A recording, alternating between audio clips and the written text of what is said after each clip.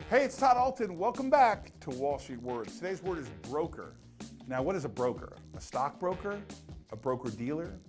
A broker generally arranges for a transaction between a buyer and a seller, receives a commission, really has no bias as to whether they're buying it or selling it or what price they're paying for it.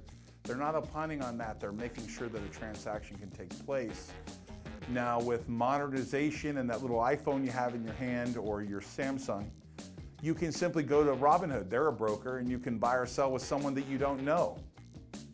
These brokers allow for the facility of transactions between parties that never meet, charge a small commission, or arrange for transactions for people who need to sell their stock. Today's word is broker. It's the bedrock of the financial system. Brokers have been around for about 200 years. Hey, thanks for watching Wall Street Words. Please subscribe and hit that bell below. If you think this video adds value, please share it with somebody. By the way, if you want to watch more Wall Street Words videos, there's 2 videos right here you can watch right now. There's new videos every day. Thanks for watching Wall Street Words. Always great things happening here.